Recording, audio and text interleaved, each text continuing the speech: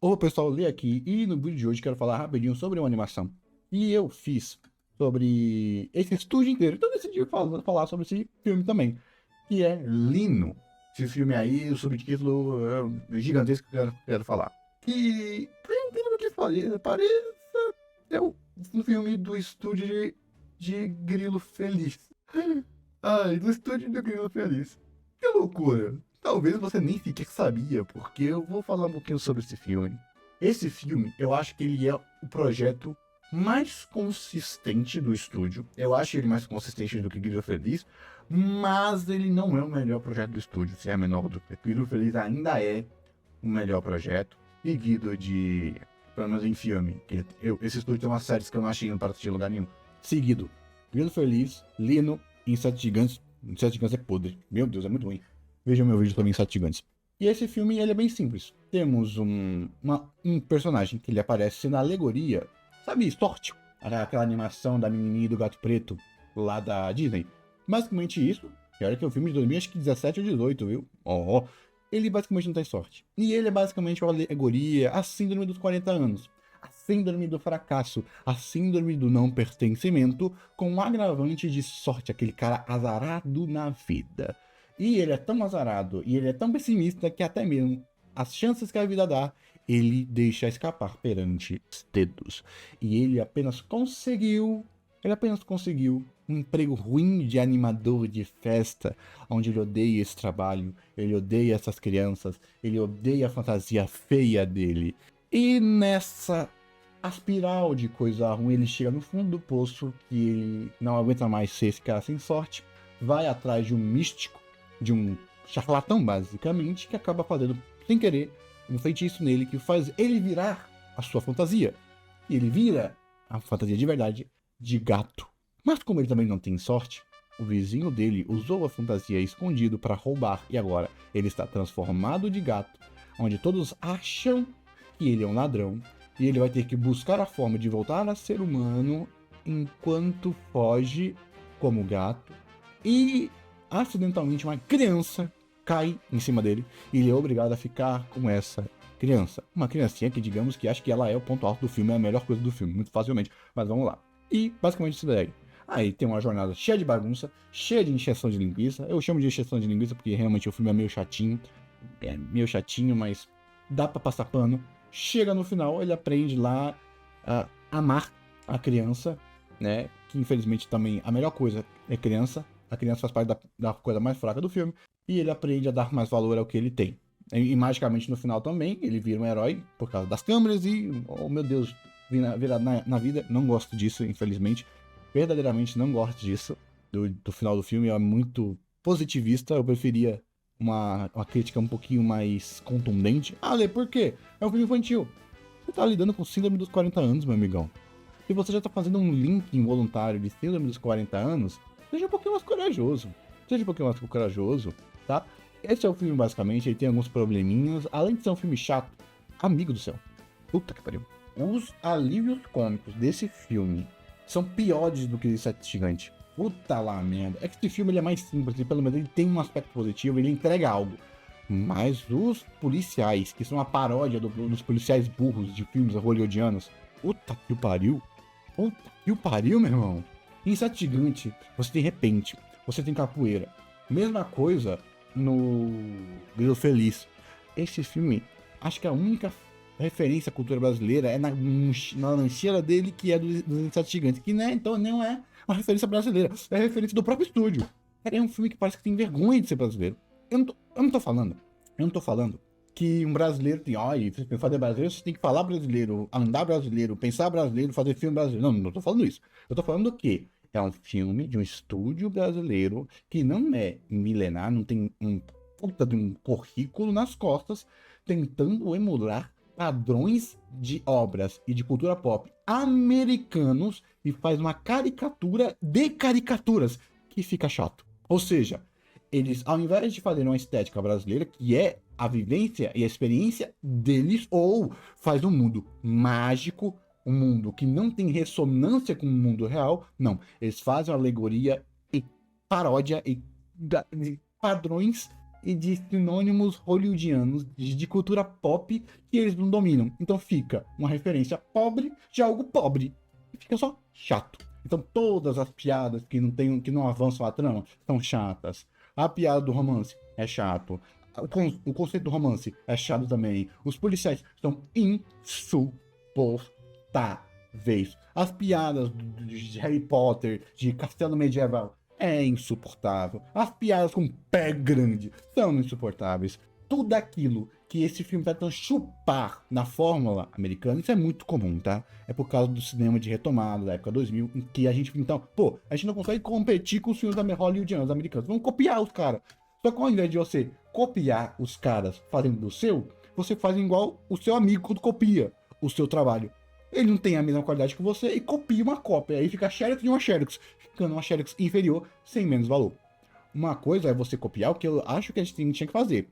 A gente pega o que os americanos fazem. Eles não gastam milhões com marketing. Eles não gastam milhões com pesquisa. Sabe o que a gente faz?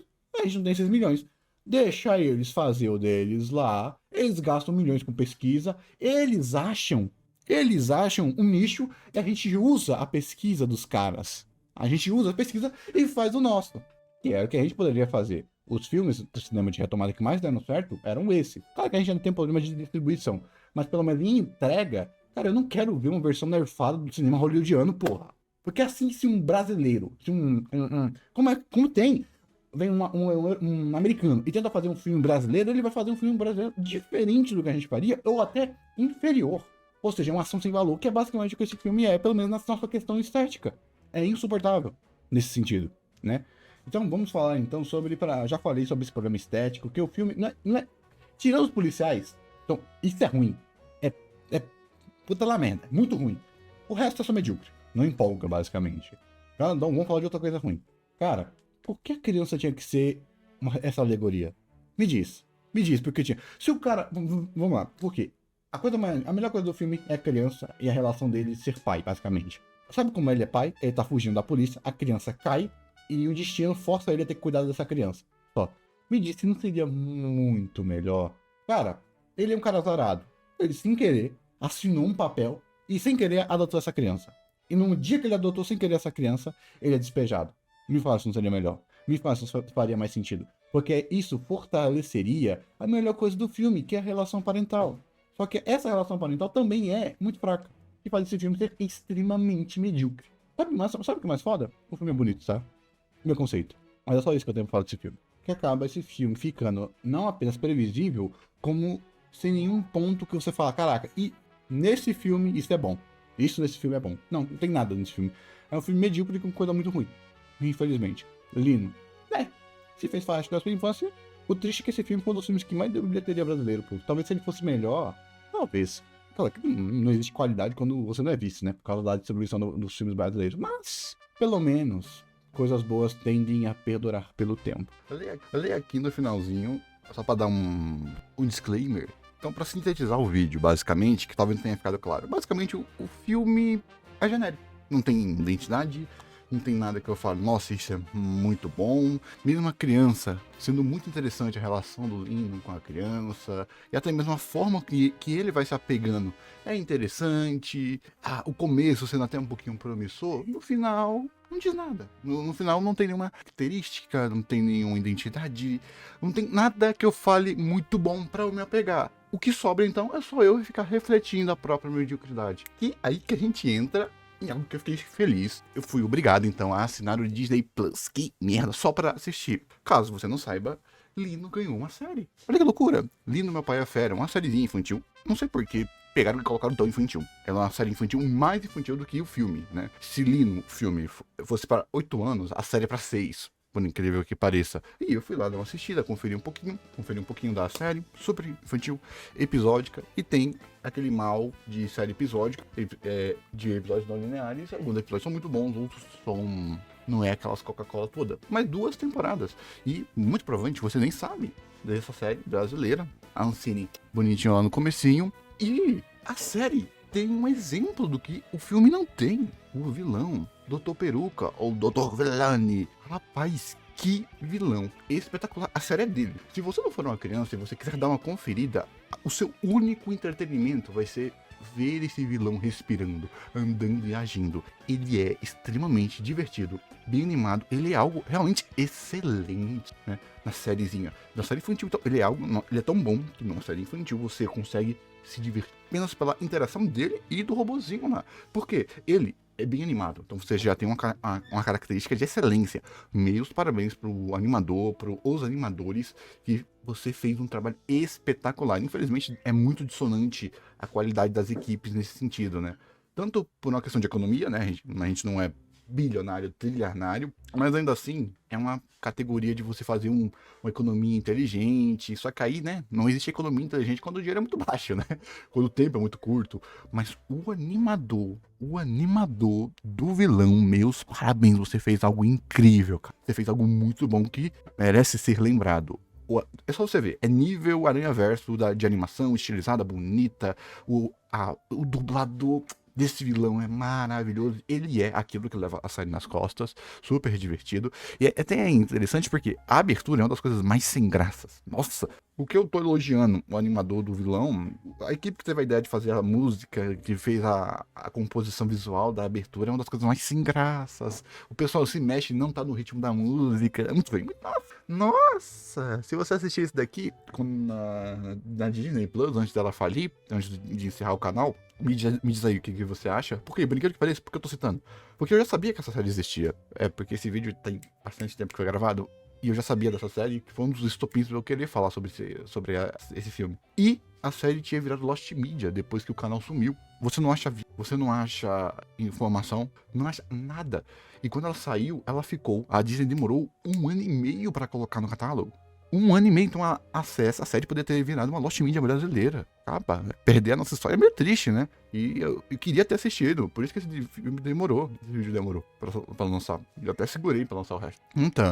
Então, basicamente, é uma sériezinha infantil. Se você tem criança em casa, pode assistir. E se você é um amante da animação, você assiste pelo menos uns 3 episódios. São 10 minutinhos. Não vai doer muito, né? Não vai doer muito. Então, assistida só pelo vilão. Meus parabéns. Então, aqui já englobando a análise do filme e do vilão.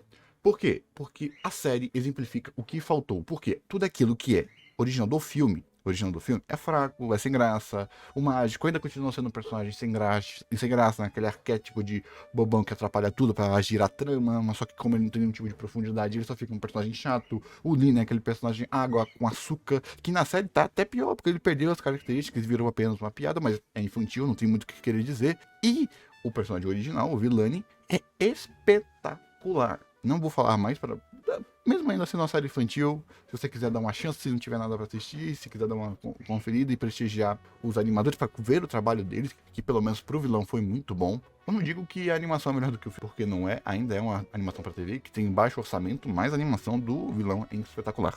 Só você clicar em um vídeo, tá? Espetacular. E com relação a ser uma animação infantil, pense que é um e se, tá? E se o Lino não tivesse se destransformado no final do filme, entendeu? Basicamente, nesse sentidozinho, pra você pelo menos ir começar a ir assistir a série, aí o decorrer da série você vai ter um pouquinho dessas novas concatenações, belezinha? Então, pelo menos aqui fiquei feliz. Pelo menos tá lá pra poder assistir a série. Não teve divulgação, não teve nada, então só tá tendo eu, só tá entrando a gente. Pelo menos pra dar uma faladinha assim do filme. E querendo ou não, eu vi que pelo menos o filme, muita gente sequer sabia que era brasileiro. O que é meio triste de coisas que, entre aspas, não exalam brasilidade, mas nem é que necessite, né? Não é porque não é brasileiro o suficiente, entre aspas, é simplesmente porque, infelizmente, não tem nada que eu diga que é excelente. É um filme facilmente sido que só o tempero da infância que faz ele ser lembrado. Ao menos, pelo menos na série, mesmo a série sendo, talvez você nem goste da série, muito mais infantil por ter uma excelência lá. Eu, como um adultozão que nem deveria estar assistindo, consigo me divertir apenas pela técnica e pelo coração que você vê de alguém que colocou a mão naquele trabalho. Meus parabéns para a equipe, tá bom?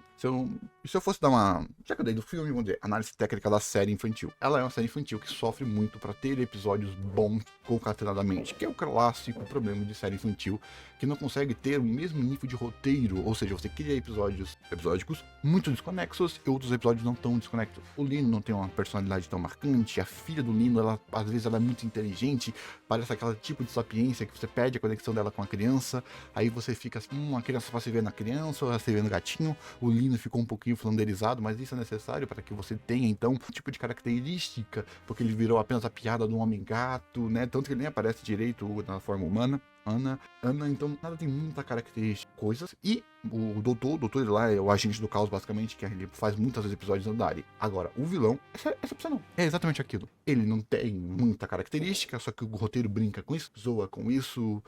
O robô e a interação dele com o robô, basicamente, aquilo que eu falei, o vilão, a interação do vilão com o robô é as melhores coisas, as piadas, o arquétipo do vilão, a dublagem do vilão, a forma como ele mexe, a forma que o robô interage, era isso que tinha que ter em todo mundo. Em todo mundo, coisa que a gente não tem. Por isso que eu falei, você assiste pelo vilão, pela característica do vilão, porque o vilão ele é caricatural, ele é algo tipo, vai além do apenas infantil, pelo infantil. O texto também, eu acho que dado a como hoje em dia séries infantis eles tentam ser um pouquinho mais profundos, o texto poderia ser um pouquinho melhor. Episódio 1.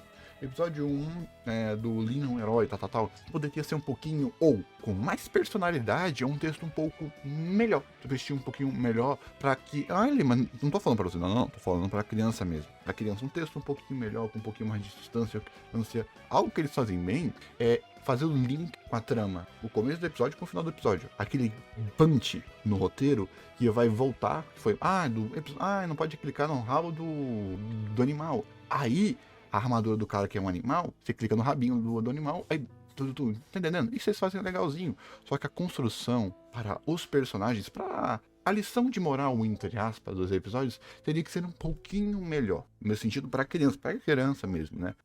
E tem várias animações infantis brasileiras que fazem isso muito bem. Acho que eu não posso dizer nada. Cocoricó, né? Vamos dizer uns marcos culturais do Brasil. Cocoricó, como ele pega a crítica, como ele se diverte. Uma animação infantil precisa, dentro de si, ser divertida, educativa e exercício crítico, né? Porque a criança é vulnerável. Então, em nenhuma parte da arte, a necessidade é tão perene, tão necessária quanto na arte para a criança, tá bom? Nesse sentido, tá bom? Ali, mas não precisa, eu sei disso, eu só tô falando dessa necessidade causal, como analisar animação infantil, tá bom? Você tem alguns episódios que eles fazem isso bem, o episódio que não tem nem a lição de moral, mas é só divertido, que é quando o Lino finge que o pessoal tem duas tramas paralelas de dois personagens, que acha que um virou um gatinho e o gato some, mesmo não tendo uma lição de moral. Apenas pela complexidade do roteiro, duas paráfrases, duas linhas temporais acontecendo, só isso já é instigante o suficiente criança. Olha que interessante. Ou você faz uma lição de moral, ou você faz uma trama instigante para a criança, nesse sentido, tá bom? Ok?